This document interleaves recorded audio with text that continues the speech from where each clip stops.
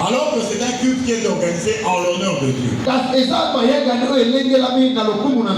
Bien aimé, le Saint-Esprit peut vous dire que vous allez commencer d'abord par la parole et le reste sera fait après.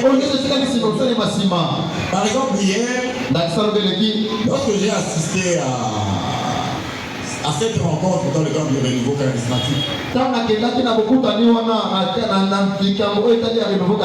il y a eu toutes les étapes que nous avons ici, les préambules et tout, il y a eu l'exhortation.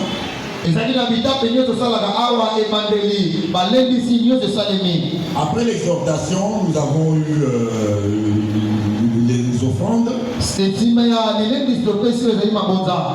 Après les offrandes, on nous dit non, nous devons encore prier. J'étais un peu désaffolé, j'ai dit, bon, nous avons rappelé, on a dit, le renouveau au départ, c'était les groupes de prière.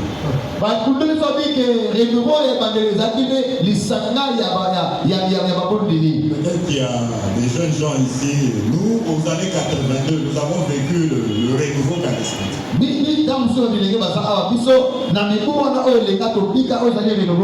C'était la prière des groupes de prière. Et de tous ces groupes de prière, notre papa, Abraham Galassi, on nous a révélé que c'était le premier à faire de son groupe de prière une église. Donc papa Abraham est le pionnier des groupes de prière qui sont devenus des églises. C'est comme ça, après tout ce qu'on a fait, puisque généralement quand on écoute la parole, on remet les offrandes et bien on clôture. Mais hier, on s'est mis encore à prier.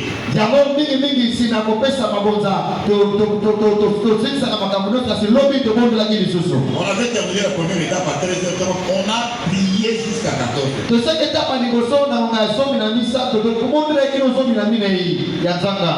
Je me suis posé des questions. Mais cette rencontre-là avait été organisée sur instruction de Dieu lui-même.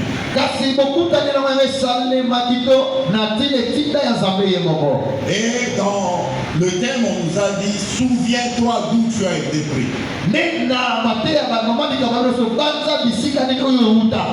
Et change ta façon de faire. Alléluia. Amen. Mais maman Françoise, quand elle a préparé cette prédication, elle n'était pas là. Curieusement, aujourd'hui, on nous rappelle encore les mêmes choses.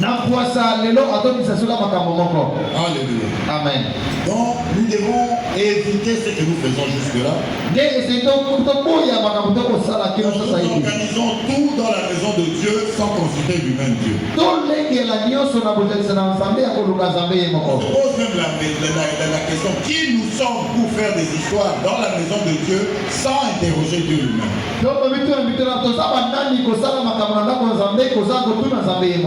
Ce matin, le Saint-Esprit nous rappelle alors.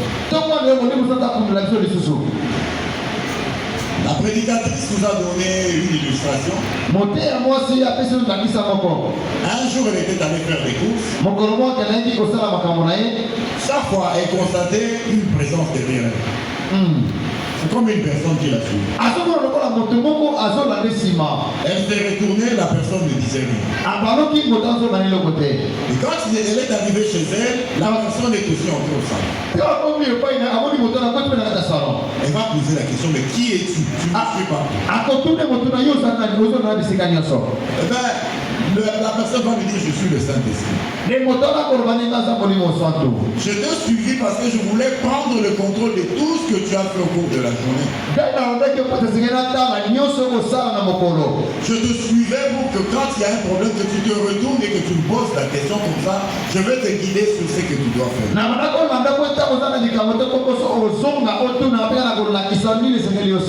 Alléluia. Amen. Mais tu as tout fait sans me consulter.